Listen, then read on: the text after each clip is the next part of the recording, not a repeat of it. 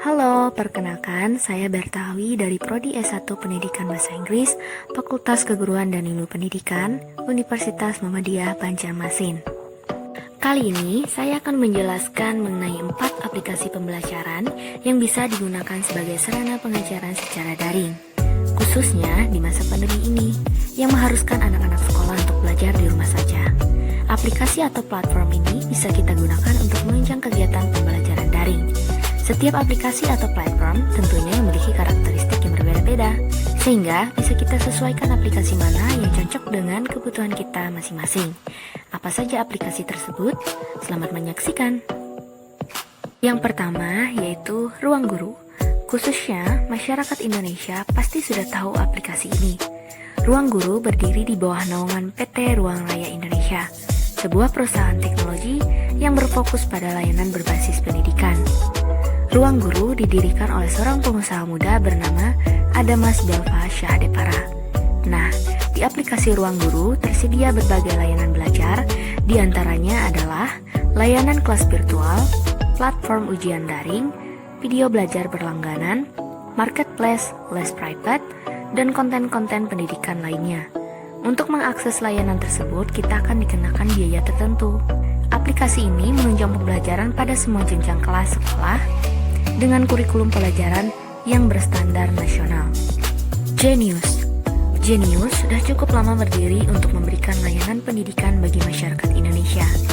Genius didirikan sejak tahun 2007 oleh 2 orang pemuda asal Indonesia bernama Sabda dan Medi Suharta.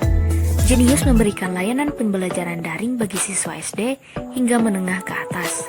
Layanan yang bisa diakses oleh siswa seperti soal-soal latihan dengan format PDF, buku elektronik, hingga video-video berisi materi pelajaran dengan biaya tertentu.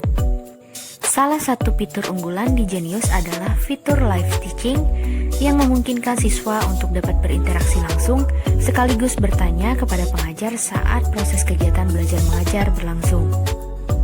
Yang ketiga, Rumah Belajar. Platform pembelajaran daring ini dikeluarkan oleh Kemendikbud. Rumah Belajar hadir sebagai media pembelajaran daring yang dapat dimanfaatkan oleh siswa dan guru, mulai dari pendidikan anak usia dini hingga sekolah menengah atas kejuruan sederajat. Pembelajaran ini didukung dengan fitur seperti video, audio, gambar hingga animasi interaktif, sehingga kegiatan belajar menjadi lebih menarik dan menyenangkan. Beberapa fitur layanan yang ada pada Ruang Belajar diantaranya adalah sumber belajar, laboratorium maya, kelas digital, karya bahasa dan sastra, dan masih banyak fitur lainnya. Semua fitur ini bisa dimanfaatkan oleh pengajar juga siswa secara gratis. Untuk mengaksesnya, kalian bisa mengunduh aplikasi yang tersedia di layanan Google Play atau bisa juga melalui halaman websitenya langsung. Yang terakhir adalah salah satu fitur dari Google, yaitu Google Classroom. Google Classroom adalah aplikasi pembelajaran daring berbasis web yang dibuat untuk mempermudah kegiatan pembelajaran antara pengajar dengan siswa tanpa harus bertatapan muka secara langsung. Google Classroom merupakan layanan dari Google for Education yang memang berfokus untuk membantu aktivitas komunikasi kita. Karena Google Classroom merupakan layanan dari Google for Education, aplikasi ini secara otomatis terhubung dengan layanan Google for Education lainnya, seperti Gmail, Google Docs, Google Workspace, Google Calendar, dan lain sebagainya. Google Classroom memungkinkan pengajar untuk mengatur dan menilai proses belajar siswa sambil tetap terhubung. Siswa juga dapat dengan mudah mengakses kelas yang akan diikuti, menerima materi, dan mengumpulkan tugas secara langsung melalui Google Classroom. Itulah beberapa aplikasi yang dapat Anda gunakan sebagai sarana pembelajaran secara online atau daring. Silakan Anda pilih dan gunakan sesuai kebutuhan Anda.